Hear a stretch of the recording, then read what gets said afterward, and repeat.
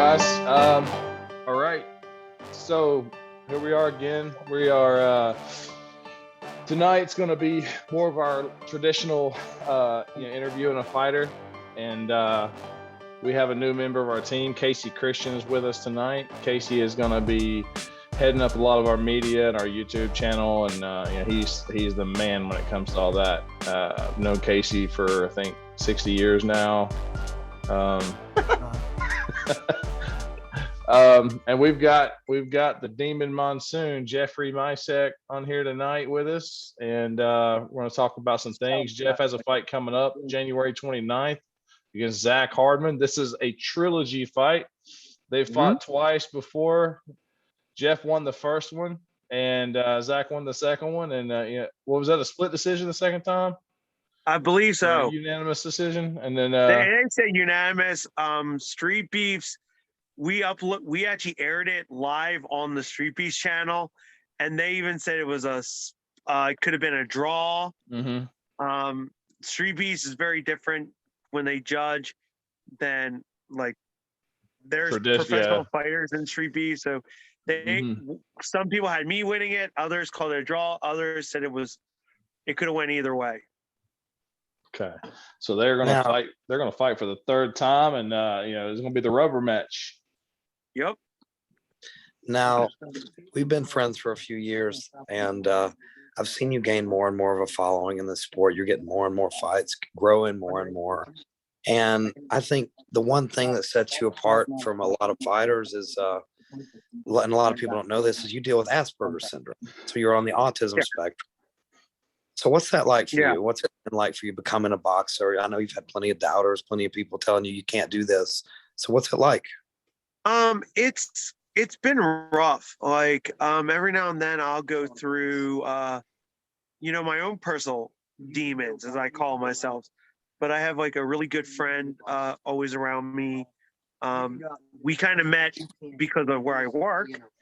And I actually got him actually a job at Sheets, and then I left Sheets, and then he left Sheets. But he's like been a good friend, and for me, it's people coming after me. I have bullies just like everybody else. I'm older, and you're like, oh, you should handle this. I'm like, I can't really handle that because I'm always training. I've had doubters, but I've had a couple of my biggest supporters is my best friend who is doing his little thing. My mom, who has embraced Mama Demon. She kind of didn't like that at first, but it grew on her. And Sunshine Trisk and all the guys at Street Beefs, they're the reason why I'm doing this. Like, if I didn't find Street Beefs, if I didn't go into the amateur rounds that I've done, I think I'd probably be in a home for autistics, or I would be very miserable. So I'm kind of happy that I get to do this and get to raise the awareness. Like, hey, this guy has autism. He's going to do good. Like, he's going to follow his dreams. So. Now, for people who aren't too familiar with autism, who it hasn't touched their lives, what is autism and what is Asperger's, more importantly? What's it like? The Asperger's part that I have is when I'm around people who I don't know. It's it's being around in social areas. I'm usually high energy. Like, anybody who knows me, when they see me, they're all like, how much caffeine did you have today? And I have none. But it's when I'm around new situations, new dynamics, it's very hard for me. Or there's certain like the social skills, so just talking to folks, like interviews like this is very hard for me. But because I have my best friend near me and I know a couple of you guys, it's kind of like, oh, just like a regular phone call over the video. That's how it is for me. And I do it on my YouTube channel. So I'm like, okay, I'm used to it. But if it's a new situation or somebody's new in the gym, I'll say, is that a good person or a bad person? Because in my world, all I see is good. I don't see evil. And I get easily manipulated. I actually been abused financially and by actually a so-called former roommate of mine. Hate to say that, but other people stepped in, got rid of that situation, and said, "Hey, you know." And I'm now living on my own. I'm getting my own place, my new place. Yes. Right Congratulations, before, man. thank you. Right before I fight Zach, so it's kind of like, and it's fully furnished. So I'm like, okay, I'm Awesome. cool with that. I don't have to do anything. I just gotta load up some books and clothes, and that's it. So, but the Asperger's part, like you see it, like when I go to do fights, if I don't have my normal corner crew, different action. But when I have my crew, I'm perfect. It's all good. If somebody were to do that when I'm doing this kind of stuff. I remember the first time we actually met in person was at your last fight with Hardman in Parkersburg. And I remember seeing you in the corner. You only had, James Ralston was there, and his wife, I believe, Stephanie, I think. Yep. You know, and you had a small circle, and I know what that's like. So you could tell I kind of wanted to be there for you. I've always been rooting for you. I believe in what you're doing. I used to work with a lot of people with autism and Asperger's. I know it's not an easy fight. I know it's something a lot of people don't understand. And I know communication is tough. It makes things like that tough. Dealing with conflict, dealing with things like that with people. So what does it mean to you to surround yourself with the right people who believe in you and build you up? It means a lot. Like my best friend, he and I at one point, we fought each other. We literally, I'll tell you some stories. Because of a roommate, would not talk to each other. But he became my best friend because, we got rid of him, and he's been there for me. The people that are in my inner circle that know me, that believe in me. I mean, I got a Street Beats belt because of them, and I like showing this off because it's my newest one. Another organization gave me a belt. I actually fought my best friend in a fight. We actually went 6 minutes, and they gave him a title belt too because it was 6 rounds. Not 6 well, it was 6 rounds. Well, it was 6 minutes, bro. 6 rounds is 6 minutes. Six rounds sounds way cooler though. Yeah. Oh yeah, it is fun. But we were going a minute around. I'm used to going. No, we went 1 minute around, bro. Oh. Yeah, we went 1 minute round. I'm used to going 3-minute rounds, so kind of easy. What did it feel like to get to punch your friend in the face? Well, here's the thing. Hey, Wicked, you might want to get on to this one because we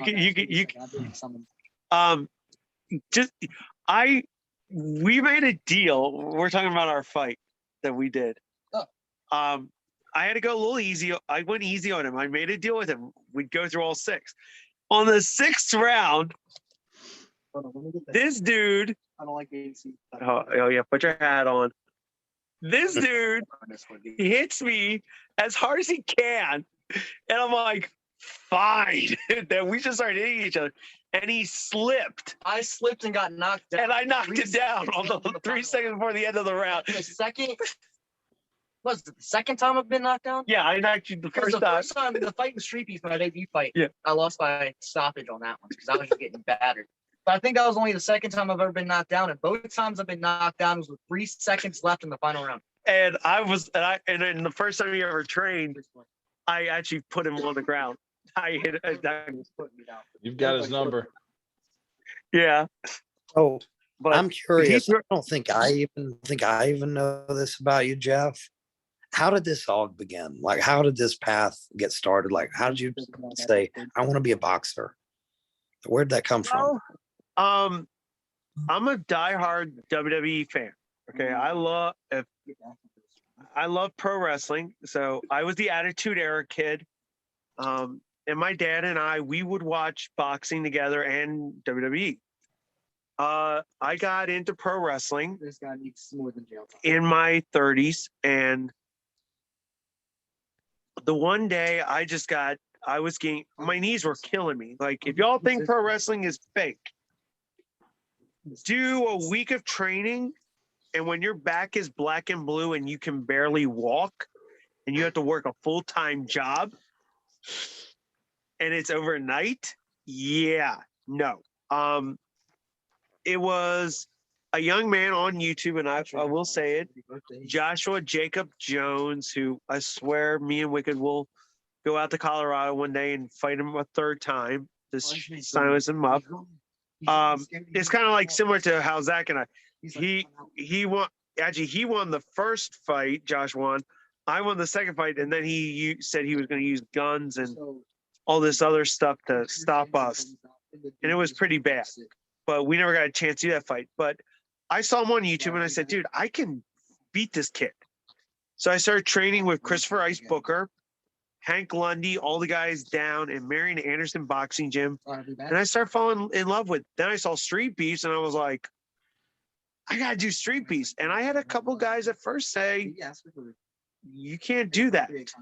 And then I had to look at my tattoo because it does say it. April 6, 2019 was my first Street Beefs fight.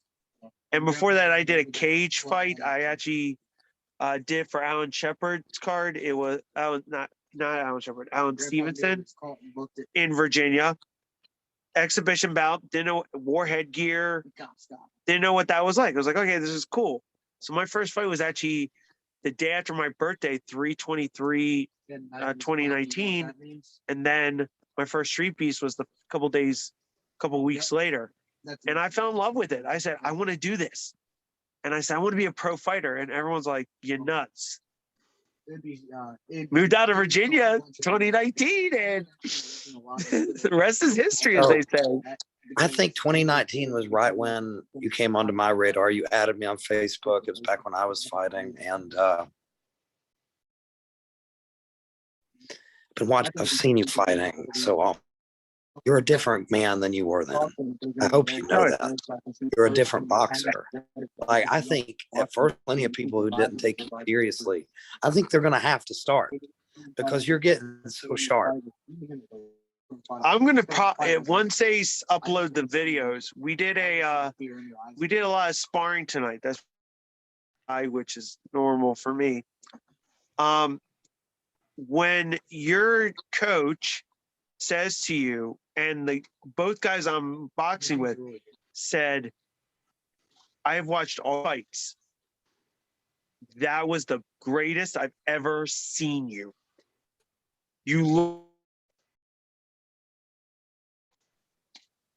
I'm looking at them, I'm like, are you serious? Like, and these guys are top athletes. I don't train with, I hate to say backyard guys or somebody with zero experience. I train with actually have been in the fight game. The way they train is how they're now adopting me in wing, which is now, it's called Mastering MMA, down in Harrisonburg area. And that's where I'm moving to actually too. And they take training seriously. Fight camp. When I said I'm going to fight Zach, they said, let me know when it's the 8th week, and we have 8 weeks out camp like no other. And I will say right now, we're in week 4. We're 4 weeks out on we just the 1 month mark. And I'm like, they even said, how do you like it? I said, dude, I can't. I love it.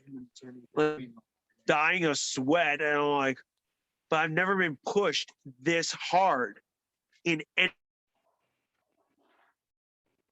If you combine Street Beefs, amateurs, Tennessee, Colorado, everywhere I've done, I've had over 35 fights. This is the hardest fight, the hardest camp I've ever had. Any of this. It's 2019, right? Too. That's when you started.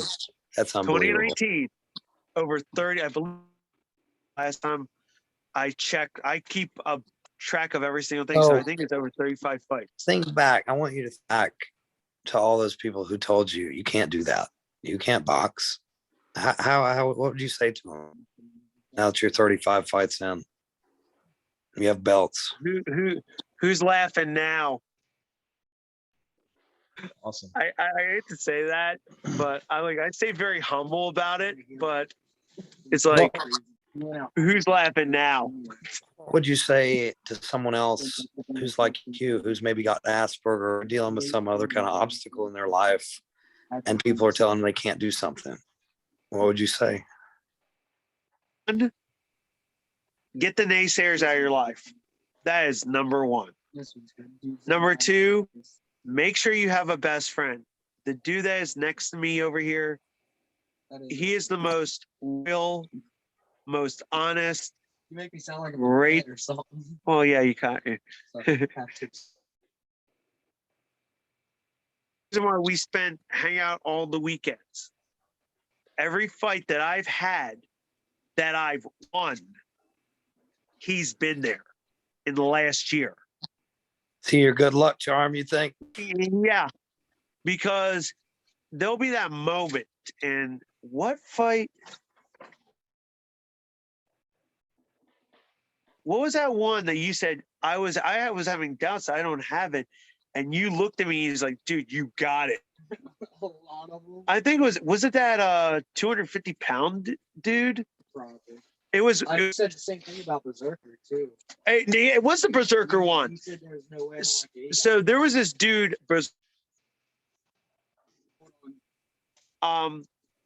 He looked at me, and I was warming up, and I'm like nervous because we also did a Autism Awareness Day at Street Beefs. He looked at me point blank. He said, "You're gonna see this guy in the second round." Second round, the dude blew his shoulder out. Wow. Did you do that with your mind? I don't know what I did. That fight was fun. I had fun with that one because there was a kid who was also with autism, and he caged with me afterwards, and like he was the happiest. He ran around. People To be a hero. It's humble. For people dealing with Asperger's, you're a hero. I'll tell you that. It humbles you because I have people that look up to me where I look up to guys like Keith and Austin and you. I look up to a lot of the guys who have been in the sport so much, who are doing the things, promotions, doing videos. I love that stuff. Like that's the stuff I look up to guys like that. What are you talking about, buddy? I've had one fight. You've had 35. It doesn't matter. The way I look at it is like, you took the time. Hey, when you walked out with me in that last fight, that was special for me. Even Sunshine, I told Sunshine that was special for me. And it was an honor. It really was. It was an honor. It felt like a sense of normal for me. I was like, okay. I mean, people don't know this. My buddy was dealing with an illness. We didn't know what was wrong with him, why he was super sick. Luckily, we did find out what it was, and he's all better now. He's coming out with us. He's going to be there with me. And he's going to be out there. We're actually going out. Usually, I go out like a day or two early. No. David's taking like a mini vacation almost. We're going out Wednesday, and we're going to be out there Thursday, Friday, and then the fight on Saturday. Like I'm going to enjoy the fight, and that's what my coach, Coach James and Coach Lee have all said. It's like, I'll tell you this: after weigh-ins, I'll be in town too, so we'll go have a nice dinner or something. Celebrate. Oh, you know what I gave up, and a lot of you guys don't know this. After every fight, I eat a plate of ribs. I'm a happy guy. I've said to him and all my coaches, I will not eat ribs or drink soda till till this fight. After this fight, it's a dust clear soda because I've been waiting Cut out for the soda. That's a big step. Sugar is so addictive. Yep, Jeff, I haven't had a Mountain Dew since I guess Christmas. Yeah, I've seen Austin down there. I've seen him come into the gym with a Dr. Pepper. Yeah. I don't drink as much as I'm down to like 5. Okay. Hey, Casey, what's your drink of choice? My drink of choice would have to be water. Water. Let me. That's impressive. A man who can drink straight water and not get bored, that's impressive to me. Well, it's funny with Austin with 5 sodas. Let me put this in perspective. You drink 5 a day. In one day, I can down 12. Hey, That is at so work, much. I get at work, I'll get the 40. I would have the 40 hours. One after another after another. Now I've switched it to water, and it's one after, and they're all like, I bet you feel like a different person too, don't you? "Oh yeah, oh." Soda, I'll tell you this, after your fight, when you have that big soda, you probably won't enjoy it. When I quit drinking soda for a time, went to have one, and that sugar, it's so sweet, it'll make you sick. Probably, he said I gave that up. And you know, my mom got me onto tea. I'm a huge. Unfortunately, in Virginia, we don't have Wawas. But our Philly is. There's plenty of Wawas. I'm like, You know, I've never been to a Wawa in my life. I've just heard about how amazing they are. Never heard of a Wawa. Oh my gosh, they're supposed to be amazing. I Tell was 'em about supposed. Wawa is. Wawa is. It started out in Delaware County, which is kind of the area where I'm from, but it's basically like Sheetz and 7-Eleven, but 20 times, 40 times, 50 times better. Their food's really good. They have plant. I've been there. I was actually the poster child for Wawa. They put me on every door in the freaking company from Pennsylvania down to Florida. They have really good iced teas, really good products. It was a great company to work for. I was there for 5 years before I moved down here, and that was. I left a lot of good folks, but when I told them I wanted to be a fighter, and they saw how I fought, I had a manager who said, "You know what? You're going to do this, and you're going to move." And my mom said she knew I was going to move to Virginia after my first Street Beast fight. And the food. He looks like a happy dumbass. One day I I'm got- there. One day I'll go to Wawa. You have to. It's better than shit. It's on the yeah. bucket list. Some aspects are better than shit. Anyway. I haven't seen any footage like of your fighting like after this. Is it on YouTube like Street Beasts like you? But what I'm saying is, I know like if you really want to do something, like you'll do it and you'll master it, because my sister has the same thing, and I know that like she would get in a phase like cooking, dude.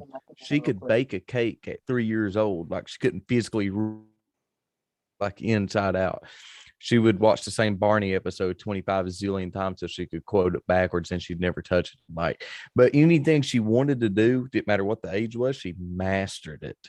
That's how I know like you're legit, because like I know how that is. I've grown up, I've seen it. Like, if you really gonna like this what I want to do, I want to learn it, like there's no getting in their head and like changing it. Like, no, they'll do it to perfection. So I know like you're not all talk, you got to be the real deal, because I've seen personally how that affects people, and that's a positive thing. Yeah. It's a very positive thing. It's not a negative.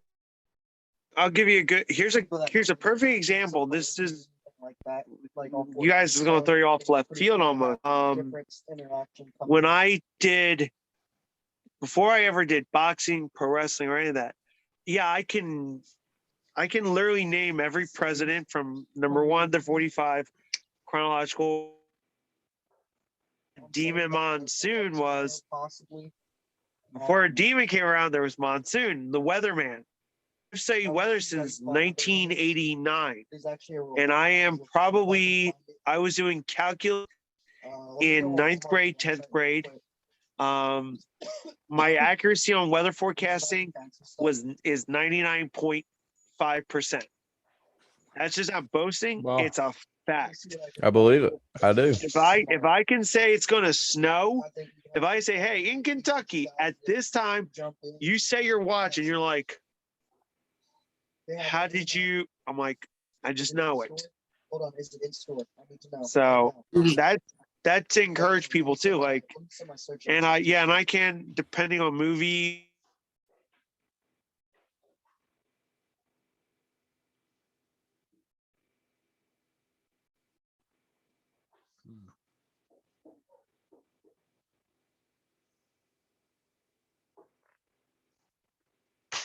We are froze up completely.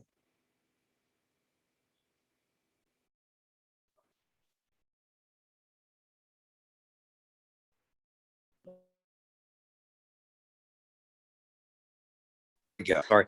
But Temple Grandin, she talks about how people with Asperger's brains work. And basically, she said that your visual cortex is bigger than ours, like the normal brain. So, and you think in pictures. Like we think in words, we formulate our thoughts through words, but for you, it's a lot more visual. That's why it's kind of hard to communicate sometimes. But they think that maybe autism and Asperger's, that's the next step of human evolution. Eventually, they think that we'll be communicating like telepathically. That's why they think people with autism, some of them are nonverbal. Mm-hmm. Like, it's such a huge spectrum, and it's such an interesting thing. And people shouldn't see it as a setback. You're gifted in many ways. You have trouble with some things, I know. Oh, yeah. But like you, and the way I look at my condition, okay, it's to me, my condition evolves. I mean, there are days where I will, as he throws food at me. It's a hot chocolate Hershey Kiss. Yeah, I know. My mom gave it to us. My mom gave us all junk food, so he's giving me a little piece. But what I was gonna say was like, I look at my autism as a gift. There's some days where I'm like, I wish I didn't have it. But then when I hear like what you say, or somebody will say, hey, you killed it today. You did this so good today. What would I do without you? Or, those moments. And it's like, it's not a curse. I had somebody at work the one day, he goes, I see you struggle with certain things. And then all of a sudden you hit it and you just take off to the races. And, they were watching a couple of my fights and they were watching me do some bag work. I recorded a video of me hitting a bag and just posted it on Facebook. It's just as a joke. And they said, dude, you look really good. And these guys have no knowledge of boxing. They couldn't figure out how to throw a jab if you paid them. But they were laughing. They were like, we're seeing your struggles. I mean, there's days where I'm just like, trust me, he knows. Wicked gets the whole brunt of it sometimes. And I'll be like, luck when I go off. Oh, yeah. He's just like, yeah, we try to avoid those days. Jeff, I found a game we might have to go. So that's another question I actually had in mind for you. I know some days aren't easy. I've seen those days when you'll post your videos and try to talk about what you're going through, what you're feeling, and because you want people to understand. I know. Yeah. And it's important. How do you make it through the bad days? What do you tell yourself and how do you push through? It's my support system. It's Not New Jersey. I mean, my buddy, he's going through a lot of stuff personally right now, but it's my support system. It's him, it's Sunshine, it's my mom, it's late named Carissa. Chris Wilmore will post something that has nothing to do with the situation I'm going through. You might post something So look, and I'll be like, oh man, hey, that made my a day. game called Drink Dip. Or I'll go down to the gym and I will feel like horrible. Like I'm just like, man, it's gonna be a rough day. And at the end of the day, it might be I learned a new kick because I'm also starting kickboxing and MMA now. Surprise. But it might be something that I don't know. And it'll click. Like tonight, we had this sparring. Tonight was the beginning of hard rounds. I was scared. And at the end of the night, I get a text from him saying, hey, come over to the house, take off, come on over. Okay. And as I was leaving, they're showing me the video and they're talking about how I look now, how I feel, and they're seeing the smile. It's like, that's what's key is the support system. It's guys like him. It's guys like all of you. A lot of people don't realize what you post on social media. I could be watching and I'm like, yo, Austin's getting ready for his fight. Keith's getting ready for his fight. Elijah's getting ready for his fight. I'm just using you guys as examples, but there's days where I'm just like, I can't deal with this at work. Holy shit. Quick, the first video could be you guys. Charlie's here. It's like the podcast. Oh, what's this? Click. And I put my earbuds in and they're all laughing. They're like, what are you watching? I'm like, I'm listening to this. And they're all laughing. They're all like, what is it? I said, it's a 2-hour podcast. And everyone loved it. I was laughing. I was like, these guys went 2 hours. It was fun. I'm still watching it. I was like, it's like for me, 2 hours, like I can't sit there for 2 hours. So it's like.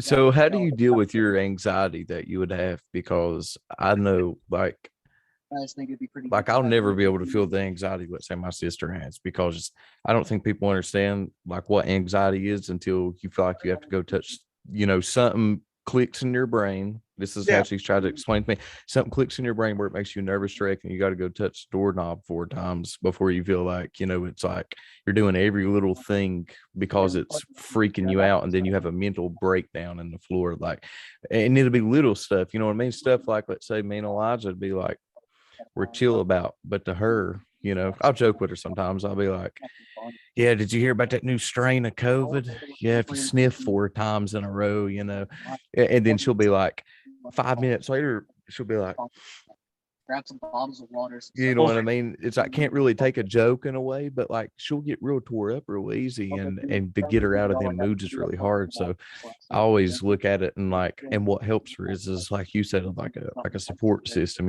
People, me, my mom, my dad, whoever, we're just like, hey, sit down and just comfort. Sounds like she needs a support system because of her brother. I give her a hard time sometimes. No, listen, this is my thing with her. I'm like, the world's not easy. It's not. And the world's going to throw jabs and hooks at you all day long. But I would rather be the one to throw some jabs and hooks at you, but her still know like I got her back. You know what I mean? I don't want to like baby her. I don't want to treat her like a little baby, and then she goes out in the world and she's like, oh, what the heck is this? At least she can be kind of already exposed to it. So I do aggravate her a little bit, but she knows too, like I'm a support system too.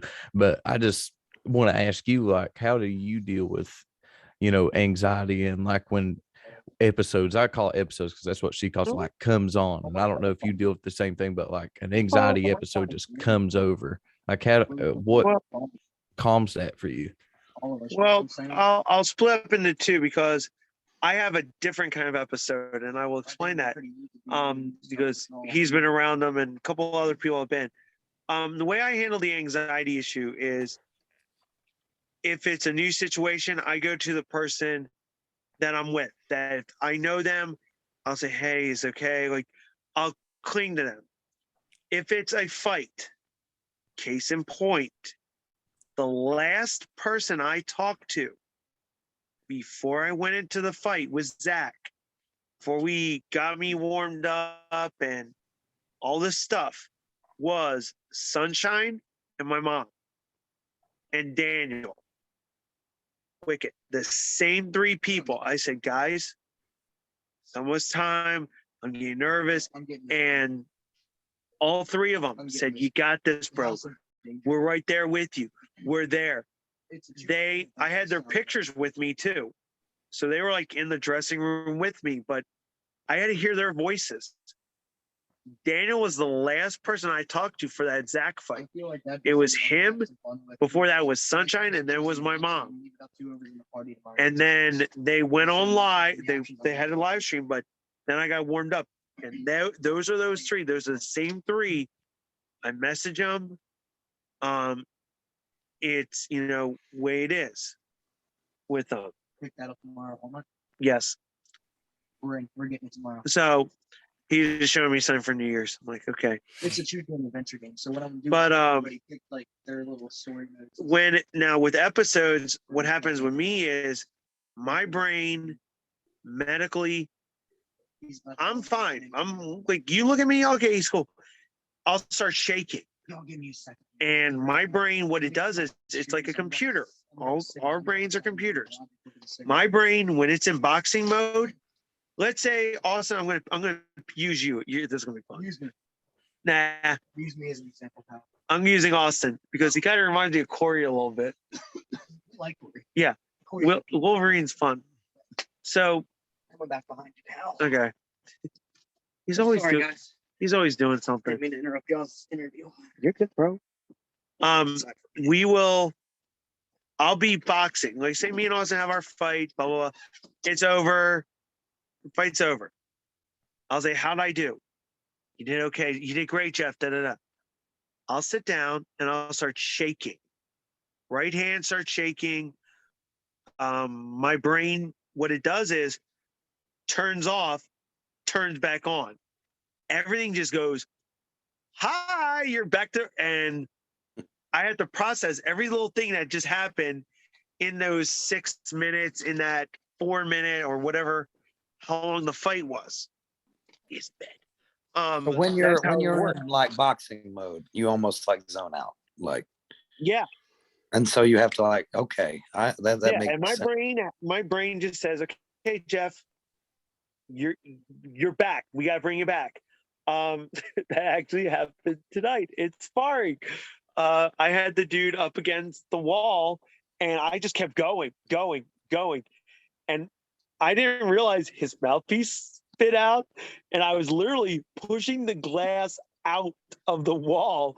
And they're like, Jeff, break, buddy. And I'm like, You're gonna kill him. Sorry. But then I take what's called CBD oil, which is great. Works great for me. And within like 2 minutes, it's like, how'd I do? And they're all like, you did great, bro. You're good. You're back. You're sane. I'm like, all right, what I need to work on. Like, I'll take 1 day off and back to the gym. So in those moments when you kind of have to come back to reality, I guess you need a little like encouragement. Like, it was good job. Like, it's hard to tell for you. Oh yeah, I mean, like, I won't. Like, my first fight with Zach, perfect example of this. I thought I sucked. I said, "There's no way I did great," and everyone's like, "Jeff, that was your greatest fight ever." Up to that point, I'm like, and I rewatched it. And I was like, "Yeah, you're all right. It was fantastic." And then, we just went on with all the other fights. But it's those moments, like, I'll say, "Man, I don't think I did a good fight," and they're like, "Yes, you did." Or a good day at work, they're like, "Yes, you did." I'm like, okay. It's like, but it's like that little encouragement. So know exactly what you're talking about, man. It's not from a mental aspect, but from, I mean, seen it for 14 years. It can, but man, coming from someone that's, had to almost kind of be a part of the struggle and the challenges and stuff. It is a blessing because I don't, it's going to sound funny, but you know how many times like I have to get something, then I have to get the Wi-Fi password and it's that big old long number and I don't know what the heck it is. And I'm like, hey, Cassidy, what's the Wi-Fi password? She's like, CWF4442755. And I'm like, thanks, man. Appreciate it. Here, type it in. You know, it's just like so smart and so different. Like something that I will never be able to do. Well, here's another thing you got to think about, like, and this is why the bullying and people who are disrespectful to autistics is so bad. Like I've dealt with a couple of issues where Sunshine or Daniel or my mom have to intervene, and I say I'm a burden. The leading cause of death in autistics, from what I've read, is suicide or heart or stress or just a heart attack, because they feel they're a burden. And that's why if there's people out there, like I say, I fight for those who can't fight for. Mhm. Well, who fights for me? Because it gets reversed. Other people attack me. And that's where, the Street Beast family, you guys, all, like people who are like, no, we are not allowed. No, this guy wants to go after his dream. So, and if you have somebody picking out one in school, bullied all through high school, middle school, and elementary school, trust me. I was the guy I was the king of the nerds. So, that's what I tell everybody. It's like we all, it's other folks that have to step up and defend those, because we don't see the other show. The struggles that a lot of people don't see are the ones when the door's shut and it's just you. It's just your sister. It's just your brother. They're struggling and you don't know what they're going through by themselves. Their personal demons are coming out. So that's why you have to have that strong support system. Mm-hmm. And, I say it's easy for you to get down on yourself because you think, I'm not normal or I'm not like them yet, but you're literally in here in a Zoom call with us. We're having a normal, like you're doing normal things, dude. And the best I think every single one of us has learned a lot from you in this conversation. I Yeah. really do. It was an Dude, important one to have. some of the best conversations I've had came with my 14-year-old sister. No joke, because it's real. It's real. That's why. But like when she says something, it's not bullcrap. It's real. It's real stuff. And I know that. My cousin was on the spectrum, and I watched him going through school, and I'll never forget one day he came home from school. He was probably in high school at the time. He was a little ahead of tough than you do, He was pretty far along the spectrum, like had a tough time. Really had a hard time talking to people and dealing with people. He wanted to, though, really bad. He wanted to fit in. I just remember him coming home crying, like sadder than you could ever imagine. And he just said, nobody likes me. And that's like that desire to just fit in. It broke my heart. Yeah, it does.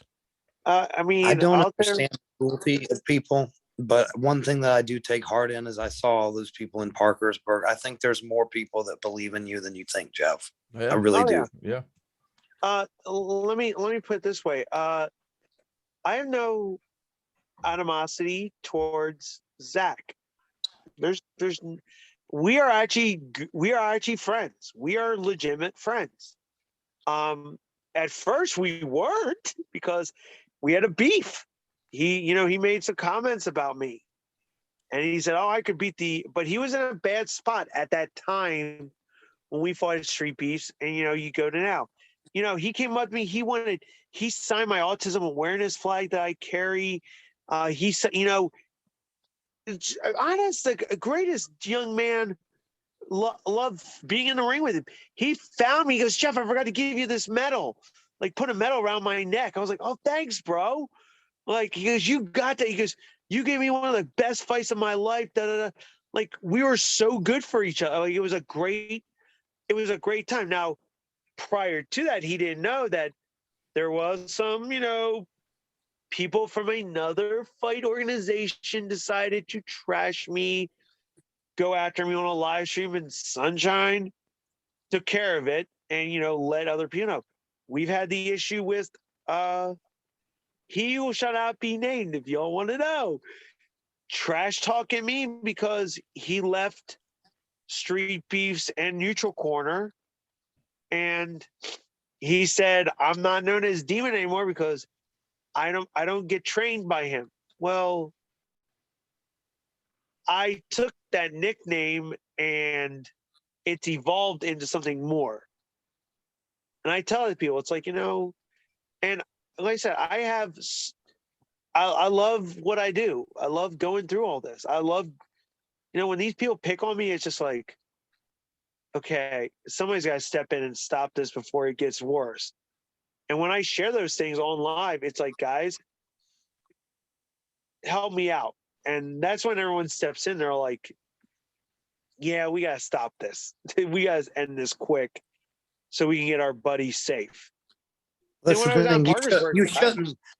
I know how tough you are. I know how resilient you are, but you shouldn't have to face it all alone. Yeah. You shouldn't be bullied by grown men. It makes me sick. I've told you that before. Yeah. You're a dreamer, and people should be believing in you. Like you're carrying. I feel like you're carrying a torch. I mean, I feel like you're somebody that needs to be protected, man. I believe in you. I really and truly do. And that's the thing. It isn't, for me, it's not about winning. Like everyone's like, oh, you always want to win. I'm like, winning's great. But if there's a young man or young lady or somebody out there who's struggling and they say, wait a minute, that's the dude that has autism? That's the dude? And I fight my hardest, win or lose? Doesn't matter. Yes, winning is great. Don't get me wrong. It's the greatest thing in the world. But you learn more from your losses than you do your victories.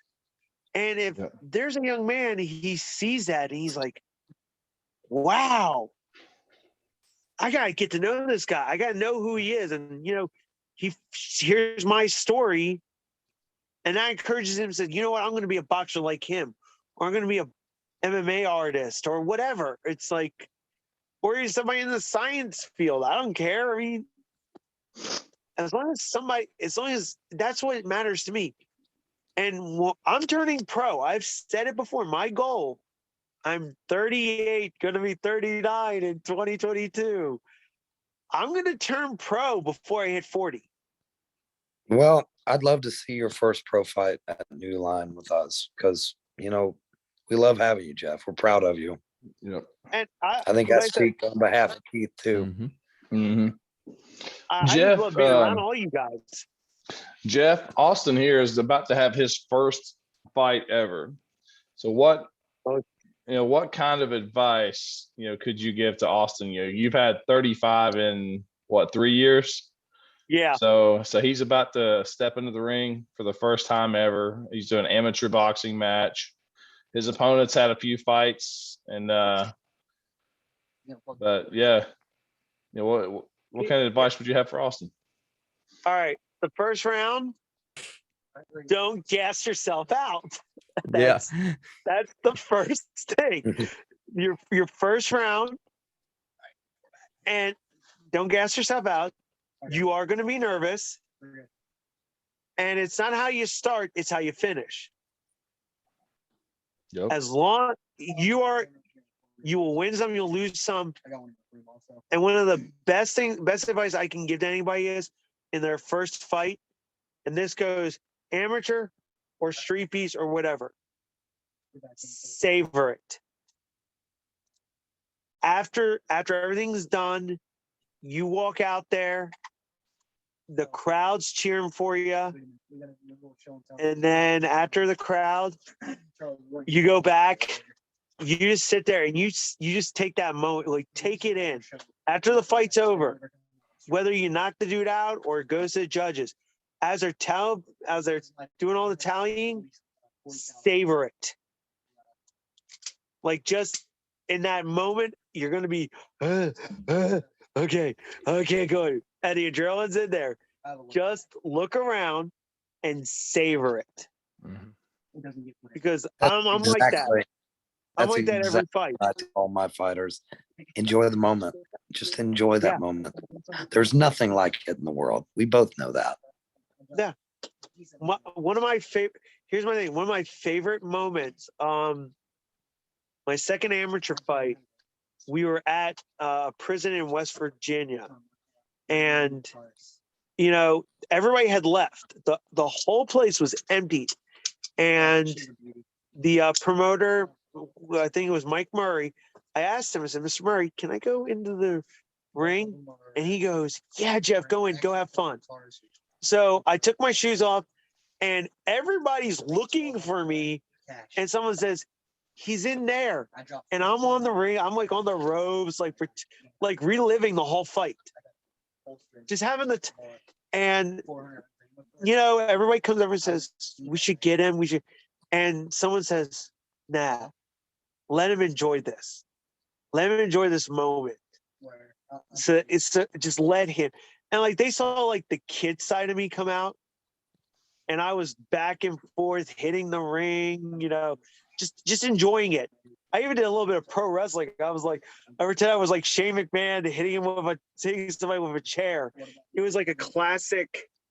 I even did that at Mike Shepard's show. Like afterwards, I savored it. I didn't want to drive back. I didn't want to drive back to my hotel that Didn't want the night to end, yeah. It was just that moment. And Austin, for you, that's your thing. Like, savor it. Like when the card is done, one, make sure you got somebody taking plenty of pictures. Pictures must. But two, even afterwards, get out there and enjoy it.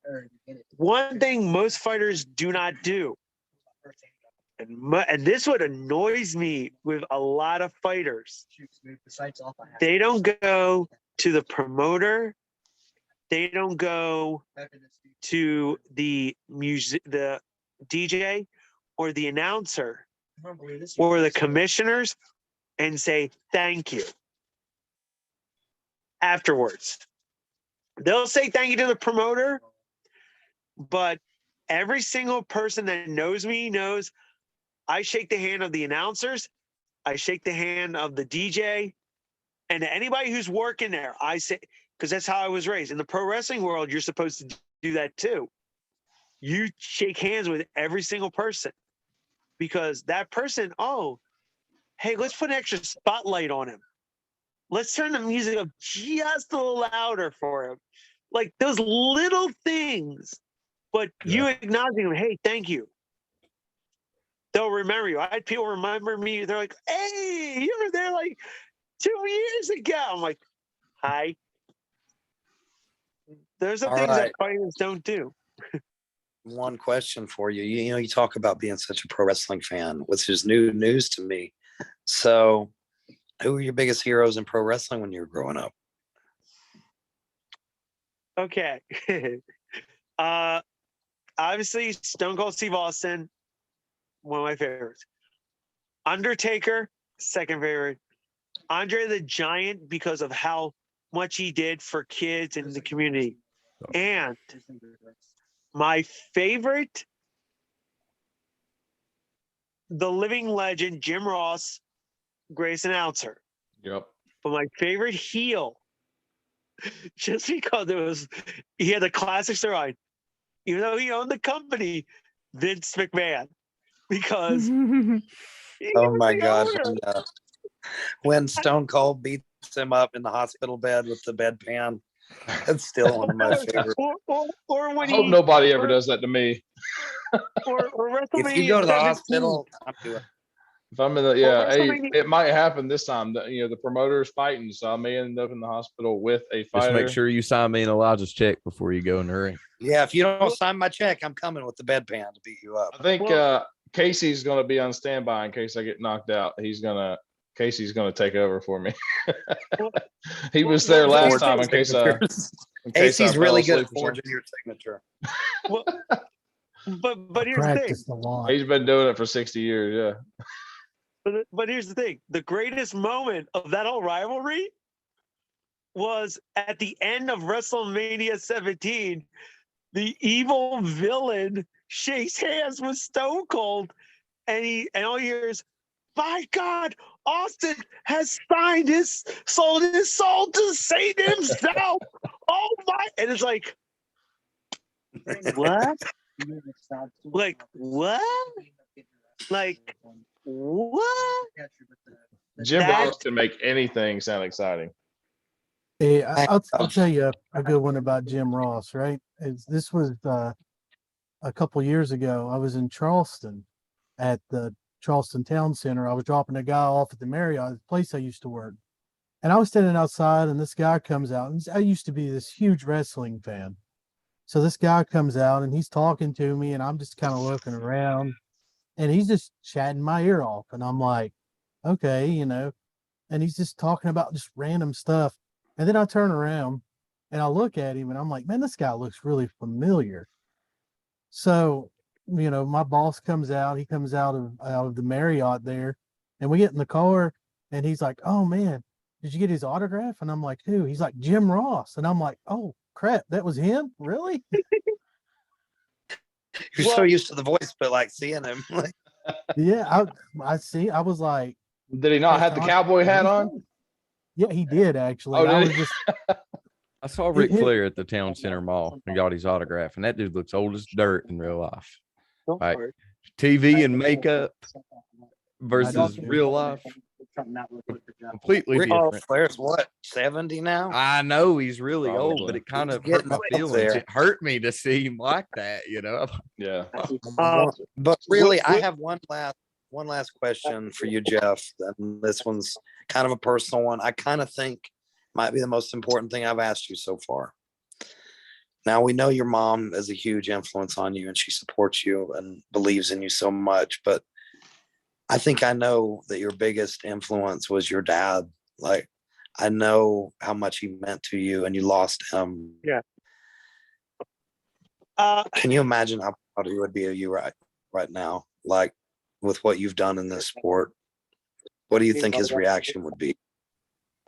Before I answer that, Wicked, because we were talking about wrestling, it's Batista, right? Yes, sir. He has an autographed belt of Dave Batista. Wow. Batista's blowing up too. I bet that thing's worth more and more. Yeah, Mhm. you were afraid of that. That's worth a lot of money. On my wall. Yeah, I met him back in 2009 on my birthday, which is ironically the same night that Mickie James made her WWE debut. Well, to answer your question about my dad, we just crossed one of the most emotional times of the year for my family. It was also the first Christmas since 2019 we were together.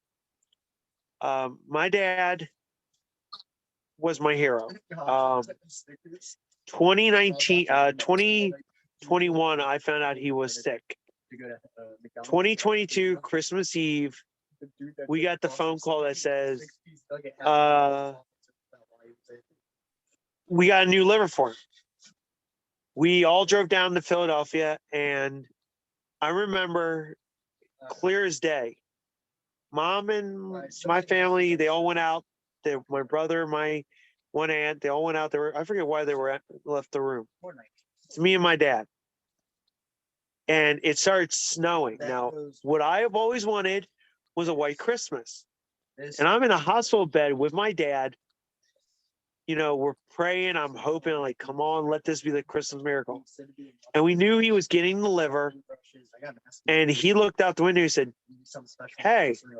And I go, what? He goes, look out the window. I turn and it's snowing. And he says, you got your wish. I said, no, Dad, I got my wish right here. You're going to be safe. He said, well, I got my wish for you. I wanted you to have a white Christmas. And, he got his liver transplant Christmas Eve. We had him for 10 months. He passed away October 24th, 2023. The newest edition of my tattoos I'll probably go ahead and jump off. is it says fight for your life. his initials, and it has the Autism Awareness Cross and the date that he died. My dad really meant the world to me. And when he passed at 20, I was 20 years old. He knew about my condition, and it was powerful. Like he died whereas I got 20, and then I didn't know who I was for a while. I didn't understand who I became or what was I going to do. And then you fast forward it to now, and it's like every time I go up to visit my family, the belts are on his grave. There's a pic. Every Facebook photo will have a picture of my dad with me. I'm at his gravesite because of his influence. You know, I wish he would have met Wicked. I wish he could be there for these moments. I mean, you know, I always tell people, I said, I know when my dad's around, and they go, why? I said, I'm giving a warning sign. If there's a major hurricane about to hit the East Coast, if there's a major snowstorm, I go, there's Dad. He had such an influence on me.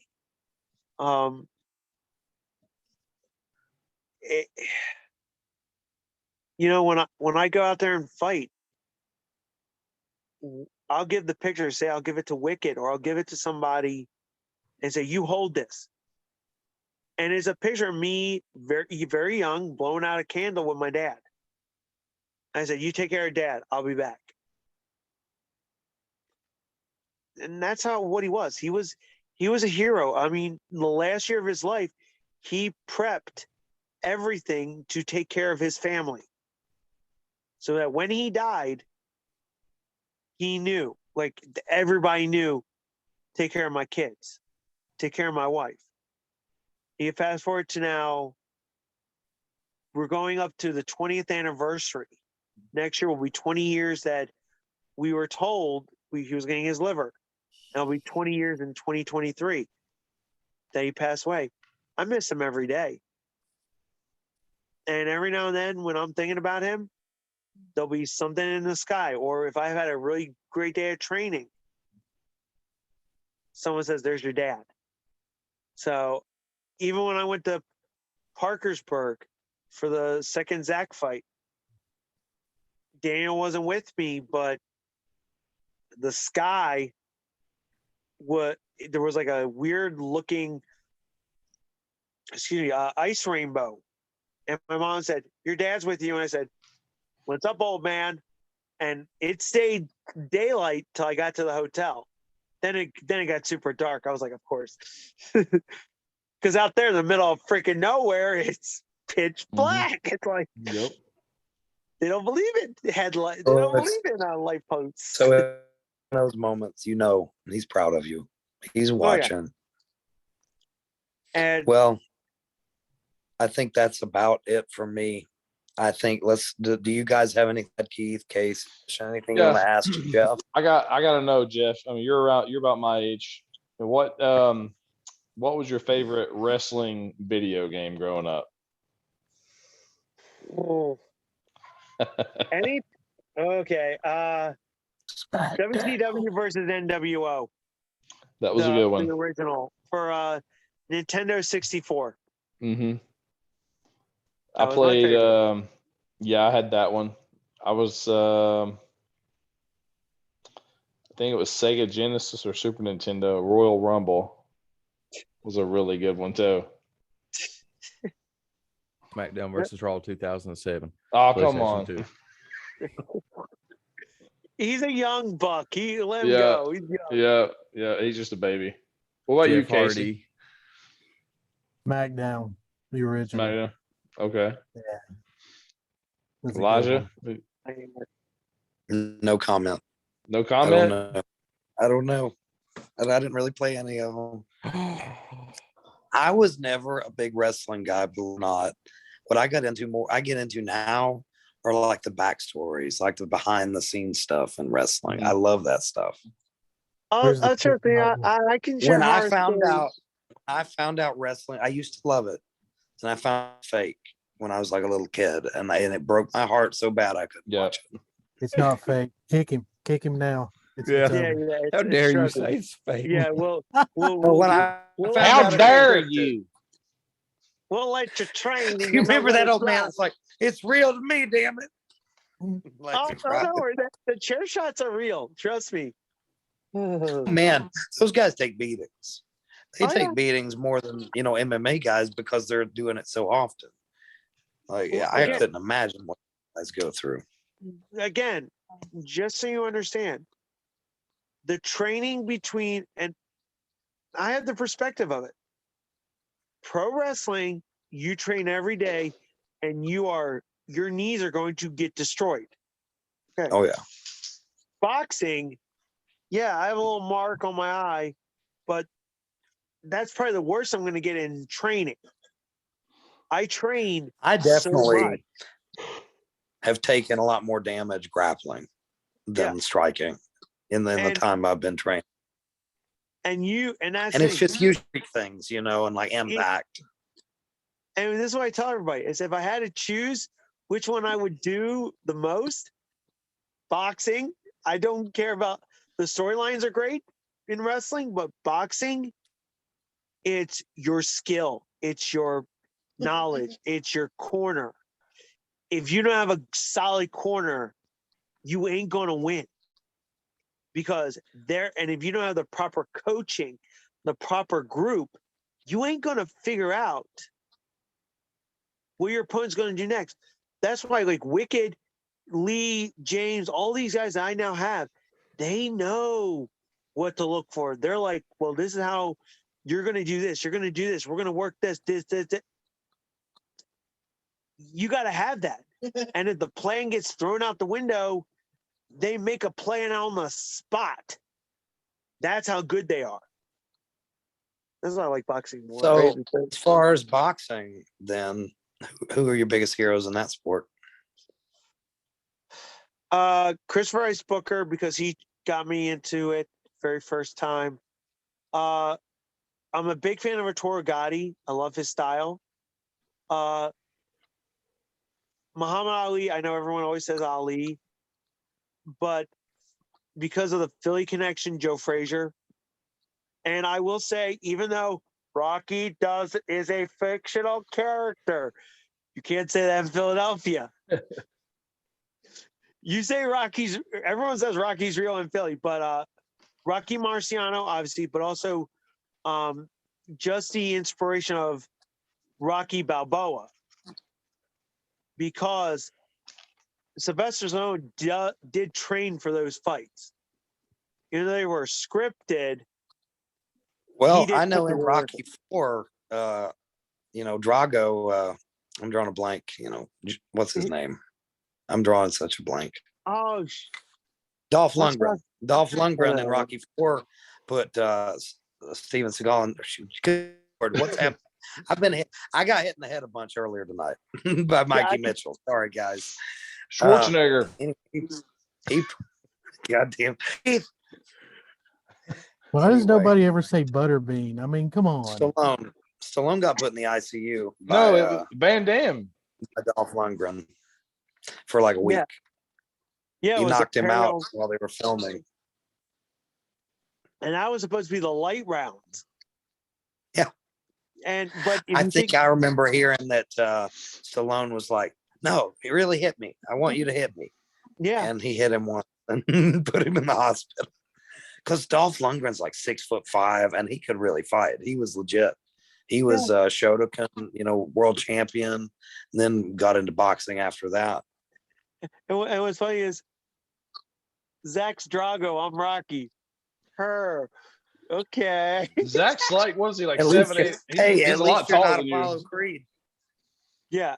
What was that somebody just said? Zach is a lot taller than you. You're not Apollo Creed. Oh yeah. We both spoke at the same time again. Yeah. Yeah, he's 6'4", Yeah, I said at least 6'5". you're not Apollo. Yeah, that's one thing I noticed in that last fight. He's a lot bigger than you. Zach is quite a bit bigger than you, but you made that last one a war. And I can't wait to see the third one now that you're both even. This one, this is what I'm going to tell everybody. I can't go into much detail. Low blow. But I will say this: what everyone thought they would see out of me. Oh, this is gonna be this. This is gonna be. We're throwing the book out. The book is being rewritten, and it's a different. I'm a different fighter than what I was 2 weeks ago, 3 weeks ago. Tonight, everyone saw it. Like, I finally got to unleash it a little bit, and it was like, whoa! Like, I mean, there's a couple things we're gonna work on, tighten up like we always do, but this is gonna be a different fight. I'm not making no predictions. I don't do that, but this is gonna be a fight that, when I looked at the card and I was a 7th fight, I said to someone, I said, we're going to seal the show. And everyone's like, what do you mean? I said, either one or two things are going to happen. One, he's going to knock me out in the first round, which they're going to try to. That's what you're supposed to do. Or number two, it's going to be a fight that no one will ever forget. And if it goes to a draw, I'll start dying of laughter because I'll be like, all right, guess Now, what? what if I steal the show first? You know, I've got my big fight coming up. I know, Yep. but Now, I have to ask you about it. I do have to ask. I know you know CJ. I know you're friends with him. You got any predictions for my fight with CJ? Okay. I always stay neutral when it comes to when my friends are fighting each other. I will Alex say is this. I will say this with absolute utmost respect, so I don't get murdered myself. It will be a very interesting, chaotic, entertaining fight. And between short. You forgot to between mention short. Short. Between the singer and the promoters. So I'm kind of, and technically matchmaker too. Yep. I'm just gonna say, I will die of enjoyment from this because I'll be like, okay, I'll look and be like, we gotta one up this. Okay, let's. I mean, I see Austin going all 3 rounds, as long I as he can breathe. doesn't gas out in the first. Keith will be entertaining, and he will go to the end of his fight. I don't know if I can last that long, Jeff. Okay, here's okay. I did I'm it gonna to get him. tired. I made him do 6 rounds Uh-huh. with me before we actually went out to Spring City and boxed. For when it was slight sparring.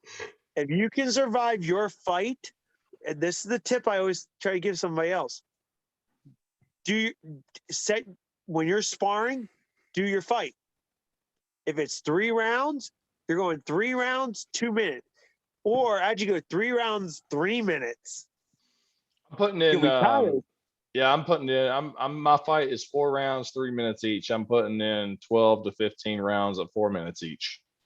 But I'm also, I'm working out twice a day right now, so that's what that's what you got to do. I mean, yeah. my campaign is crazy. I'm gonna say this though. I like to joke around and say I'm out of shape, but I'm in a little bit better shape than I'm letting on. So Elijah knows a little bit about it. Is it a round shape? He's way It out was of around shape. shape.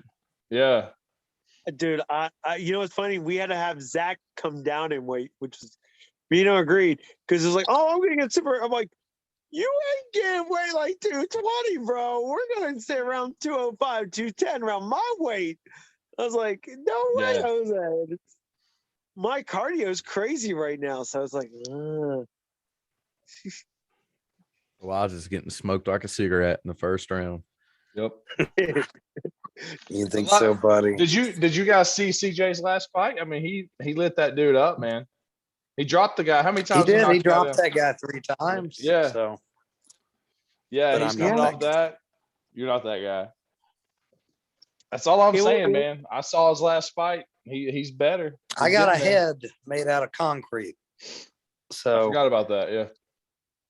Well, let's just say, Elijah, you will be kind of famous too because we are because of street beefs. You know, as big as they are, they end up always streaming one or two of the fights. We all know what fight they're going to be streaming. Hi. They're also going to try to stream your fight with Pitbull because, you know, it's, you know, whenever a Street Beast fighter goes there to another promotion, you know, it's funny, but then it's like, you guys do realize he's in our group, in the Street Beast group, right? Like, you guys, so your fight's going to be aired in Street Beast. I know that. I know my fight's going to be all over the place. I've already been told that. They want I hope everybody to the see Street it. Beefs boys enjoy the show. I really I ho- do. And I hope they As it all lasts. pay to. I hope they all buy the pay-per-view to stream it. Yeah, I Oh, hope they they all all- buy the paper. Well, I None will of that say Daddy illegal Dana gonna stuff. get him. That's right. my music that we're coming out to, we literally have been debating between two songs. One is obviously because of the Philly connection, Rocky. And the But other one the is one of other CJ one? songs, right? No, No. no, I don't mind. No CJ way. could sing in my first pro fight. No, love you, CJ. You're my boy. By the way, Redskins are not going to win the Super Bowl this year, sucker. I had to. I gotta listen to this one. Yeah, we could just like I can hear it. Pitbull is a diehard Redskins fan, so Mhm. when they get crushed by the Eagles, even though I don't root for the Eagles because it's I don't root for nobody anymore. your team's he's the Pittsburgh Steelers. Oh, that's what I'm talking about. Elijah, you Yeah. need to come out with like a Cowboys shirt on. Whenever you fight. Oh, I really should. That would Yeah. be great. there'll be a fight before the I'm fight. gonna make this bold prediction. Yeah, I'm friends with the guy on Facebook. Who was But the second song before I'll tell you what the other possible second song is. Okay. Is Darth Vader's theme song entrance. That would be great. Because That would be my really coach good. is a diehard Star Wars fan, and I love Star Wars, so it's kind of like, but we're debating on. But I'm going to make this prediction for you. The last time Dallas won the Super Bowl, the following things occurred. Now, again, I'm not being political in any way when I make these following statements. Number one, the Atlanta Braves won the World Series. Go Phillies. Shut up. Atlanta won. There was an Olympics that year. And there was a Democrat in the White House when Dallas won the Super Bowl. Didn't all that Looks like the happen? stars might be aligning. Yep. And and unfortunately, if Dallas wins, I'm staying away from any major city in America because that was also the year that they had the issue at the 96 Atlanta games. Look it up. You'll figure it out. Was that the bomb situation? There you go. That's such an interesting thing to talk about, actually. The Richard Jewell situation. That was interesting. But I will make this prediction that if